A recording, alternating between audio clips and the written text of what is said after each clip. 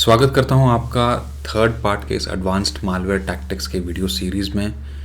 इससे पहले दो पार्ट्स थे, उनमें हमने विंडोज़ के कोर कॉन्सेप्ट्स को कवर किया और प्रोसेस इंजेक्शन का इंट्रोडक्शन लिया कि प्रोसेस इंजेक्शन एक डिटेक्शन इवेजन टेक्निक है।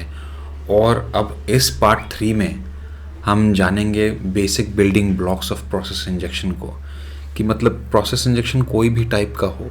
बहुत सारे अलग अलग प्रोसेस इंजेक्शन हैं, DLL इंजेक्शन है, शिम इंजेक्शन है, पोर्टेबल एग्जीक्यूशन इंजेक्शन है, विंडोज़ थ्रेड पूल इंजेक्शन है। बहुत अलग अलग टाइप्स के प्रोसेस इंजेक्शन टेक्निक्स हैं, लेकिन इनमें से इन सारे प्रोसेस इंजेक्शन टेक्निक्स में कुछ बातें कॉमन होती हैं। तो हम उन बिल्डिंग ब्लॉक्स को थोड़ा सा थ्योरेटिकल डीप डाइव करेंगे अभी।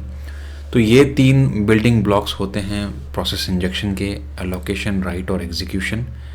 एलोकेशन में क्या होता है, राइट में क्या होता है, एग्जीक्यूशन में क्या होता है, ये हम समझेंगे। और हर प्रोसेस इंजेक्शन इन तीनों ब्लॉक्स को थोड़ा सा अलग तरीके में यूज़ कर सकता है। लेकिन जैसे कि एग्जीक्यूशन में बहुत सारे अलग अलग तरीके होते हैं अपना कोड एग्जीक्यूट करवाने के, तो वो तरीके अलग हो सकते हैं, लेकिन जो बेसिक फंडामेंटल्स जो हैं प्रोसेस इंजेक्शन के, ये 3 बिल्डिंग ब्लॉक्स आपको हमेशा दिखेंगे प्रोसेस इंजेक्शन में। तो इसमें हम डिस्कस करेंगे ये तीनों ब्लॉक्स के बारे में कि कैसे एलोकेशन में क्या होता है, राइट में क्या होता है, एग्जीक्यूशन में क्या होता है। और फिर नेक्स्ट वीडियो जो इसका होगा पार्ट 4, उसमें हम एक और एग्जाम्पल के द्वारा इन बिल्डिंग ब्लॉक्स को और थोड़ा डिटेल में थ्योरेटिकल डीप डाइव करेंगे, जिससे कि आपकी अंडरस्टैंडिंग और अच्छी हो जाएगी इन 3 बिल्डिंग ब्लॉक्स के बारे में। उसके बाद जब पार्ट 5 जो वीडियो का होगा, जिसमें हम नए प्रोसेस इंजेक्शन के टेक्निक्स को डिस्कस करने वाले हैं जो फुल्ली अनडिटेक्टेबल हैं, उनके बारे में जब हम बात करेंगे तो आपकी अंडरस्टैंडिंग इन बिल्डिंग ब्लॉक्स के बारे में, प्रोसेस इंजेक्शन के बारे में और गहरी हो जाएगी। तो शुरू करते हैं ये वाला वीडियो फिर एलोकेशन ब्लॉक के साथ कि एलोकेशन में होता क्या है। उससे पहले थोड़ा बेसिक हम समझेंगे कि एप्लीकेशन जब स्टार्ट होती है एक ऑपरेटिंग सिस्टम पे, तो एप्लीकेशन स्टार्ट होने पर ऑपरेटिंग सिस्टम उसके लिए एक प्रोसेस क्रिएट करता है। तो पहले वीडियो में जैसे हमने देखा था कि हर एक एप्लीकेशन को एक या एक से अधिक प्रोसेस असाइन हो जाएंगे।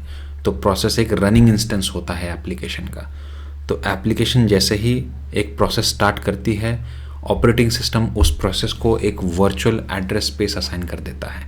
मतलब अपना जो फिजिकल जो स्पेस है, मेमोरी की जो स्पेस है, उस पर एक वर्चुअल स्पेस बना देगा उस प्रोसेस को चलाने के लिए। तो हर प्रोसेस अपनी खुद की एक वर्चुअल प्राइवेट एड्रेस स्पेस में चलता है, वो दूसरे के एड्रेस स्पेस में जाके स्टेप इन नहीं करता अपना। तो मान लीजिए आपने अगर 2-3 एप्लीकेशंस खोल ली, क्रोम, वर्ड, आउटलुक, ये तीनों अपना अपना एक प्रोसेस चला रहे हैं बैकग्राउंड में। इन तीनों के प्रोसेस अपने अपने प्राइवेट वर्चुअल एड्रेस स्पेस में चल रहे हैं। ये एक दूसरे के वर्चुअल एड्रेस स्पेस में स्टेप इन नहीं करेंगे, इंटरफेयर नहीं करेंगे। तो इस तरह से मेमोरी मैकेनिज्म डिज़ाइन होता है विंडोज़ में। ये थोड़ा सा मेमोरी का रिवर्स इंजीनियरिंग है। और इस तरह से जैसे मैंने बोला कि एक वर्चुअल एड्रेस स्पेस दूसरे प्रोसेस के वर्चुअल एड्रेस स्पेस में स्टेप इन नहीं करेगा, उसमें इंटरफेयर नहीं करेगा, इसलिए ये मेमोरी प्रोटेक्शन, इसलिए मेमोरी मैकेनिज्म डिज़ाइन होता है। लेकिन लेजिटिमेट यूज़ केसेस भी हैं जिसमें एक वर्चुअल एड्रेस स्पेस या एक प्रोसेस दूसरे वर्चुअल एड्रेस स्पेस में जाकर दूसरे प्रोसेस के कुछ इंटरेक्शन करेगा। तो उन लेजिटिमेट सिनारियोज़ को समझते हैं, बिकॉज इन लेजिटिमेट सिनारियोज़ को हम समझेंगे तो तभी हमको पता चलेगा कि अटैकर्स ने भी OS रिवर्स इंजीनियरिंग कर रखी है। उनको OS रिवर्स इंजीनियरिंग का नॉलेज है। वो जानते हैं कि लेजिटिमेट सिनारियोज़ के लिए इस तरह के इंटर प्रोसेस कम्युनिकेशन अलाउड है, तभी तो फिर प्रोसेस इंजेक्शन जैसी टेक्निक पॉसिबल हो पाती है। तो विंडोज़ के डिज़ाइन को, मैकेनिज्म को बहुत अच्छे से OS रिवर्स इंजीनियरिंग में समझा जाता है अटैकर्स द्वारा, और तभी जाके वो फिर ये अटैक टेक्निक्स प्लान करते हैं, सोफिस्टिकेटेड अटैक टेक्निक्स। इसी तरह से एक साइबर सिक्योरिटी प्रोफेशनल के लिए भी OS रिवर्स इंजीनियरिंग की नॉलेज रखना बहुत ज़रूरी हो जाता है अगर उनको इन सोफिस्टिकेटेड अटैक टेक्निक्स को समझना है। तो पहले स्लाइड पे मैंने आपको बोल दिया कि हर प्रोसेस का अपना एक प्राइवेट वर्चुअल एड्रेस स्पेस है जहाँ पर वो अपना कोड चलाएगा। अब वो दूसरे वर्चुअल एड्रेस स्पेस में स्टेप इन नहीं करेगा, इंटरफेयर नहीं करेगा। लेकिन कौन से ऐसे लेजिटिमेट सिनारियोज हैं जिसमें बाय डिज़ाइन विंडोज़ ये अलाउ करता है? तो इंटर प्रोसेस कम्युनिकेशन मैकेनिज्म जो विंडोज़ में है वो अलाउ करता है इन चीज़ों को अलग अलग फंक्शनैलिटीज़, अलग अलग फीचर्स को सर्व करने के लिए यूज़र्स को, जैसे कि डिबगिंग टूल्स हो गए। डिबगिंग टूल्स सिनारियो में आप अपने प्रोसेस को एप्लीकेशन के प्रोसेस के साथ हुक करोगे ताकि हुक नहीं, अटैच करोगे ताकि आप उसके जो भी लॉग्स हैं, जो भी चीज़ें हैं, जो भी ट्रबल शूटिंग करनी है उसको कर पाओ। तो डिबगिंग पर्पस के लिए भी इंटर प्रोसेस कम्युनिकेशन अलाउड है और होता है, और डेवलपर्स इसको बहुत ज़्यादा यूज़ करते हैं एप्लीकेशन डेवलपमेंट के टाइम पे। उसके बाद ऑटोमेशन और टेस्टिंग टूल्स में बहुत ज़्यादा ऑटोमेशन और टेस्टिंग, बहुत ज़्यादा ऑटोमेशन आजकल हो रही है, राइट। तो ऑटोमेशन, जब भी एक एप्लीकेशन द्वारा कुछ एक्टिविटीज़ हैं उनको अगर ऑटोमेट करना है तो उसके लिए भी बहुत इंटर प्रोसेस कम्युनिकेशन लगती है, और ये अलाउड है बाय डिज़ाइन। सारे ऑपरेटिंग सिस्टम्स में, विंडोज़ में नहीं, सारे ऑपरेटिंग सिस्टम्स में इंटर प्रोसेस कम्युनिकेशन अलाउड होती है, जहाँ पे आप एक दूसरे के वर्चुअल एड्रेस स्पेस में स्टेप इन कर सकते हो, कोड ले सकते हो। और एक सिंपल एग्जांपल बताऊं तो मान लीजिए आपने क्रोम में कोई गूगल पर आर्टिकल खोला, आपने वहाँ से उस आर्टिकल में से कुछ टेक्स्ट कॉपी किया, आपने आकर अपने नोटपैड में पेस्ट किया, तो ये भी एक इंटर प्रोसेस कम्युनिकेशन हो रहा है नोटपैड में, आपके माउस क्लिक में और आपके क्रोम में। तो वहाँ पर भी ये सारा इंटर प्रोसेस कम्युनिकेशन हो रहा है, जहाँ पर एक वर्चुअल एड्रेस स्पेस में से दूसरे वर्चुअल एड्रेस स्पेस में स्टेप इन किया जा रहा है। ये ओवर सिंप्लीफाइड एग्जांपल था थोड़ा सा, लेकिन समझने, इंटर प्रोसेस कम्युनिकेशन को समझने के लिए मोटा मोटा काफ़ी है। उसके बाद सॉफ्टवेयर अपडेट्स होते हैं। ये भी ऐसे लेजिटिमेट सिनारियोज़ हैं जहाँ पर आप एप्लीकेशन को पैचेस करते हो रन टाइम में, या फिर जब भी आप एप्लीकेशन को पैचेस लगाते हो तो बहुत सारे विंडोज़ के भी प्रोसेस होते हैं जो पैच में से कोड उठाकर दूसरे एप्लीकेशन के पैच में, एप्लीकेशन के स्पेस में इस कोड को इंजेक्ट करते हैं। और ये बहुत सारे लेजिटिमेट सिनारियोज़ होते हैं जिसमें विंडोज़ के बहुत सारे होस्ट प्रोसेसेस, जैसे कि ट्रस्टेड इंस्टॉलर.exe, rundll32.exe, ऐसे बहुत सारे होस्ट प्रोसेसेस हैं जो सॉफ्टवेयर अपडेट्स के टाइम पे, विंडोज़ अपडेट्स के टाइम पर भी ऐसे इंटर प्रोसेस कम्युनिकेशन करके कोड यहाँ से वहाँ इंटर एक्सचेंज करते हैं, एक दूसरे एक प्रोसेस के एड्रेस स्पेस में से दूसरे प्रोसेस के एड्रेस स्पेस में इंटरेक्ट करते हैं, इंटरफेयर करते हैं। तो और ये 2-3 सिनेरियोज तो मतलब मैंने आपको समझाने के लिए बताया। ऐसे बहुत सारे यूज़ केसेस हैं, बहुत सारे सिनेरियोज हैं जहाँ पर ये इंटर प्रोसेस कम्युनिकेशन अलाउड है, जहाँ पर एक दूसरे के वर्चुअल एड्रेस स्पेस में स्टेप इन करना अलाउड है बाय डिज़ाइन। सारे ऑपरेटिंग सिस्टम्स में, विंडोज़ में ही नहीं, लिनक्स में भी, यूनिक्स में भी, कोई भी ऑपरेटिंग सिस्टम उठा लीजिए, उनमें ये अलाउड होता है बाय डिज़ाइन। और आगे जैसे जैसे हम स्लाइड में आगे बढ़ेंगे आपको समझ में आ जाएगा कि मैं क्यों ये वर्चुअल एड्रेस स्पेस की बात कर रहा हूँ, क्यों एक प्रोसेस दूसरे प्रोसेस के एड्रेस स्पेस में स्टेप इन करता है। इन सारे सिनारियोज़ को डिस्कस कर रहा हूँ क्योंकि प्रोसेस इंजेक्शन में यही सिनारियोज़ एक्सप्लॉइट और अब्यूज़ होते हैं। अभी मान लीजिए कि एक अटैकर है, उसको पता है, उस OS रिवर्स इंजीनियरिंग का नॉलेज है, तो वो अपना जो प्रोसेस है, अपना जो कोड है, उसको सीधे सीधे एग्जीक्यूट करने के बजाय वो अपने कोड को प्रोसेस इंजेक्शन में दूसरे प्रोसेस के एड्रेस स्पेस में उस कोड को इंसर्ट करता है और वहाँ से एग्जीक्यूट करवाता है। इससे उसका फ़ायदा क्या होता है कि मान लीजिए अगर विंडोज़ का कोई प्रोसेस है, समझ लीजिए notepad.exe या word.exe या explorer.exe के प्रोसेस को उसने उठाया, वहाँ पर उसने अपना कोड इंसर्ट किया उस प्रोसेस में, और अपना कोड अभी explorer.exe के प्रोसेस के थ्रू एग्जीक्यूट करवा रहा है।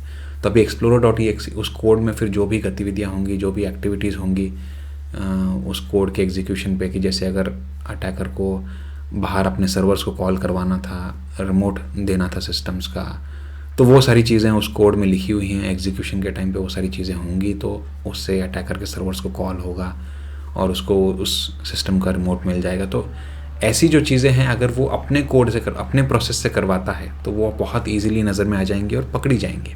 तो इसीलिए अटैकर अपने जो कोड को है दूसरे प्रोसेस के एड्रेस स्पेस में इंसर्ट करके वहाँ से एग्जीक्यूट करवाता है, ताकि पूरा जो काम हो रहा है बैकएंड में वो पूरा उस प्रोसेस के कॉन्टेक्स्ट में से हो। सिंस explorer.exe विंडोज़ के काफ़ी सारे जो प्रोसेसेस हैं, ये सारे इनहेरेंट विंडोज़ के इनबिल्ट प्रोसेसेस हैं, तो इनको बाय डिफ़ॉल्ट काफ़ी सारे एंटी मालवेयर सॉफ्टवेयर्स इनको बाय डिफ़ॉल्ट इनकी एक्टिविटीज़ को ट्रस्ट करते हैं, और इसीलिए फिर उनके कॉन्टेक्स्ट में जब अपना कोड एग्जीक्यूट करवाता है अटैकर, तो उसके जो मैलिशियस एक्टिविटीज़ हैं वो पकड़ पाना मुश्किल हो जाता है। तो इसीलिए अटैकर इस लेजिटिमेट डिज़ाइन को एक्सप्लॉइट करता है, जहाँ पर वो दूसरे प्रोसेस के स्पेस में स्पेस रिजर्व करके अपना कोड वहाँ से एग्जीक्यूट करवाएगा। तो अब इसका स्टेप बाय स्टेप देखते हैं कि एलोकेशन, राइटिंग और इसमें कैसे होता है। तो सबसे पहले अटैकर को जब अपना कोड जो है अपने प्रोसेस का दूसरे प्रोसेस के वर्चुअल एड्रेस स्पेस में अगर उसको इंसर्ट करना है तो अटैकर यूज़ करेगा वर्चुअल एलोक एक्स फंक्शन का। तो ये वर्चुअल एलोक एक्स जो एपीआई है ये यूज़र मोड में अवेलेबल है विंडोज़ के।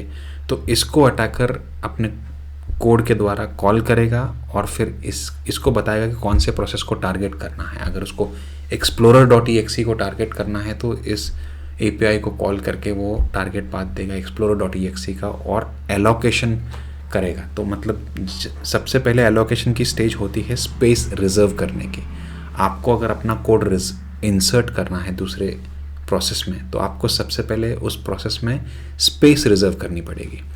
तो आप वर्चुअल एलोक एक्स इस एपीआई द्वारा स्पेस रिजर्व करते हो। तो एलोकेशन का जो ये बिल्डिंग ब्लॉक है प्रोसेस इंजेक्शन का, इसमें स्पेस रिजर्व की जाती है दूसरे टारगेट प्रोसेस के वर्चुअल एड्रेस स्पेस में।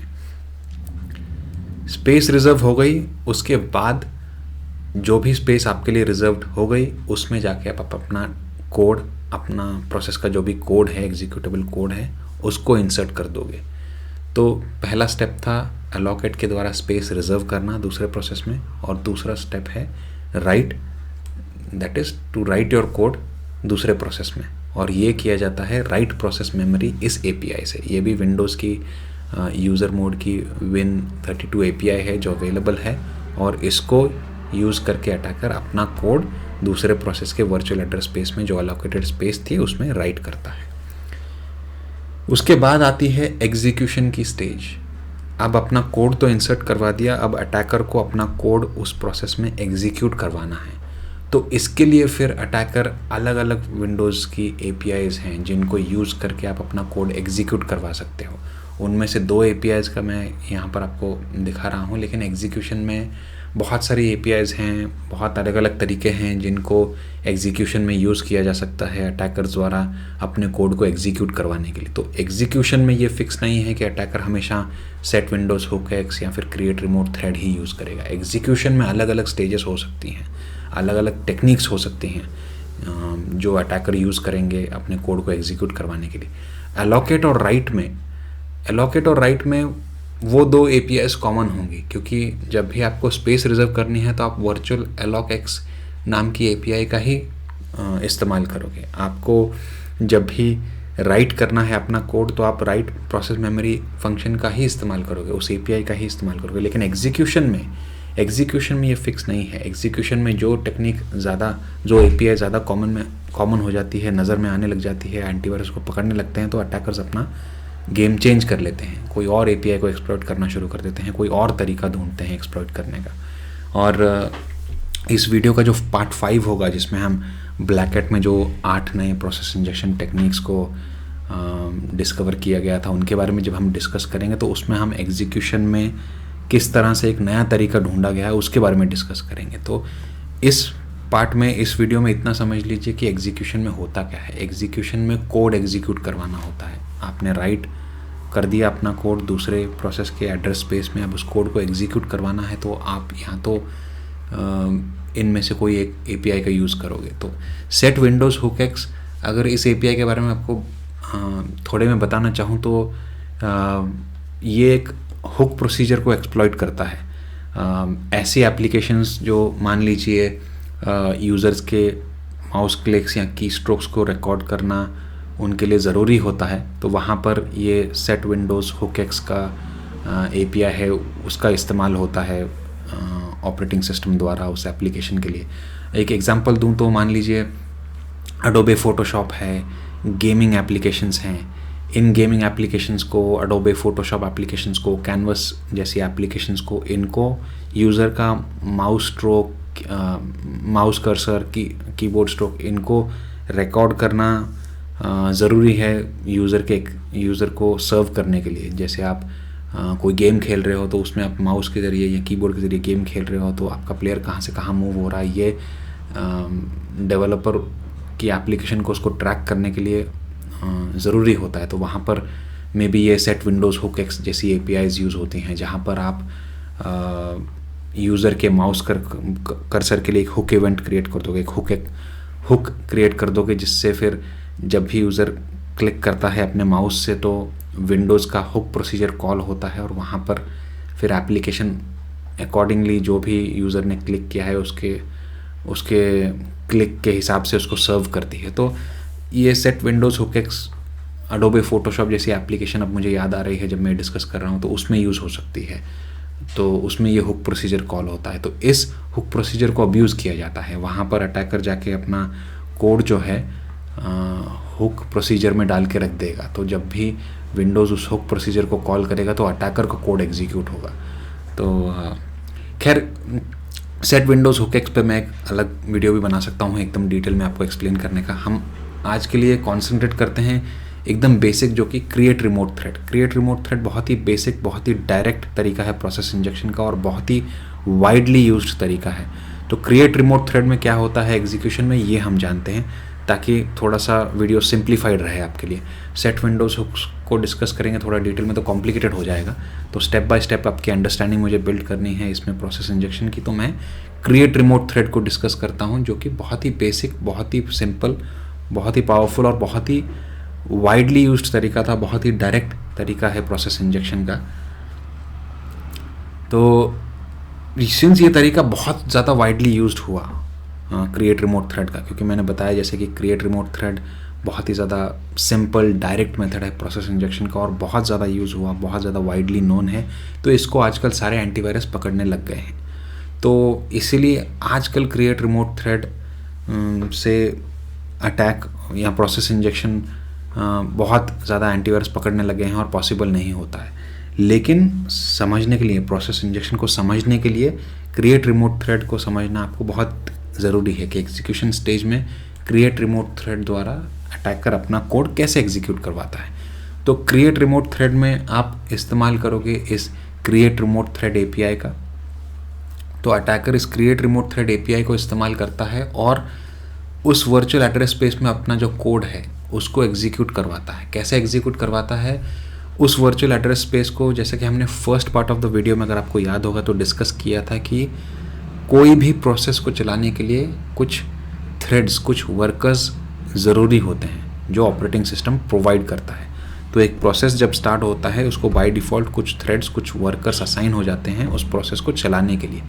अब क्रिएट रिमोट थ्रेड द्वारा आप क्या करते हो, आप एक और वर्कर क्रिएट करते हो और उस वर्कर को, उस थ्रेड को क्रिएट करते हो और उस थ्रेड को लगा देते हो अपना कोड एग्जीक्यूशन के काम में। तो ऐसे बाकी के वर्कर्स जो हैं वो प्रोसेस का बाकी का जो कोड है, जेन्युइन कोड जो चल रहा है उसको चलाते हैं और एक वर्कर जो है वो आपका मैलिशियस काम कर रहा है। तो इसीलिए मैंने इस वाले वर्कर को, जो कि रोग हो गया है, जो कि अटैकर का हो गया है, इसको थोड़ा सा ये अलग कलर कोडिंग दिया है। तो ये क्रिएट रिमोट थ्रेड का जो फंक्शन है ये सिंपली बहुत ही एक डायरेक्ट मेथड है जो सिंपली जाके एक नया थ्रेड क्रिएट करता है और आपके कोड को एग्जीक्यूट कर देता है। ये बहुत सिंपल, पावरफुल, डायरेक्ट मेथड था प्रोसेस इंजेक्शन का, इसीलिए एंटीवायरस सॉफ्टवेयर्स, ईडीआर सॉफ्टवेयर, जो and point detection and response softwares हैं आज के, वो इसको पकड़ने लग गए हैं और इसको पकड़ना बहुत ही आसान था। तो इसके लिए कोड, एंटीवायरस में डिटेक्शन कोड लिखने के लिए ज़्यादा प्रॉब्लम नहीं आई एंटीवायरस सॉफ्टवेयर्स को और बहुत फटाक से ये डिटेक्शन आजकल पकड़ में आने लग गया है। तो इसीलिए क्रिएट रिमोट थ्रेड अभी ज़्यादा आपको कॉमन नहीं दिखेगा जितना पहले दिखता था। तो उम्मीद करता हूँ आपको इस वीडियो के ज़रिए प्रोसेस इंजेक्शन की ये 3 बिल्डिंग ब्लॉक्स का थोड़ा सा एक डीप डाइव मिला और पिछली स्लाइड पे जो हम ये सेट विंडोज़ हुक एक्स का एग्जांपल डिस्कस कर रहे थे उसको ज़्यादा ध्यान में आपको रखने की ज़रूरत नहीं है फ़िलहाल। आप क्रिएट रिमोट थ्रेड को ध्यान में रखिए ताकि आपको ये अलोकेशन, राइटिंग, एग्जीक्यूशन की ये स्टेजेस कैसे काम करती हैं इसके बारे में अच्छे से आपके दिमाग में ये चीज़ें फिट हो जाएं, ताकि आपको फिर आगे जाके प्रोसेस इंजेक्शन टेक्निक्स की जो एडवांस्ड लेवल की प्रोसेस इंजेक्शन की टेक्निक्स जो हम डिस्कस करने वाले हैं पार्ट 5 में उसको समझने में आसानी होगी। तो ये पार्ट यहीं एंड करता हूँ। फिर नेक्स्ट पार्ट में हम लोग अब डिफरेंट प्रोसेस इंजेक्शंस जो हैं, डीरेल इंजेक्शन, शिम इंजेक्शन, इनके बारे में थोड़ा सा जानेंगे और ज़्यादा डीप में नहीं जानेंगे, लेकिन एक उनमें से जो है जो कि DLL इंजेक्शन, उसको हम डीप डाइव करेंगे। तो ये 4 प्रोसेस इंजेक्शन के जो टाइप्स हैं मैं आपको दिखाऊंगा नेक्स्ट वीडियो में। उसमें से DLL इंजेक्शन को स्पेसिफिकली हम उठाएंगे और उसको ज़्यादा डीप में थोड़ा सा थियोरेटिकल डीप डाइव करेंगे। एक मेरे पास क्विकबॉट की स्क्रिप्ट भी पड़ी है जो मेरे इन्वेस्टिगेशन के दौरान मैंने रिट्रीव की थी, और उस स्क्रिप्ट को मैं स्क्रीन पे एनोटेट करके आपको दिखाऊंगा कि कौन से स्क्रिप्ट का कौन सा हिस्सा कॉल होके DLL इंजेक्शन हो रहा है, कौन से विंडोज़ के प्रोसेस में जो ये क्विकबॉट मालवेयर कर रहा है। तो एनीवेज फिर मिलते हैं नेक्स्ट वीडियो में। अगर आपको यह वीडियो अच्छा लगा है तो आप लाइक कीजिए, शेयर कीजिए और सब्सक्राइब कीजिए, इससे मुझे भी मोटिवेशन मिलता रहेगा नए वीडियोस बनाने का। Alright then, thank you so much. मिलता हूँ आपको नेक्स्ट वीडियो में।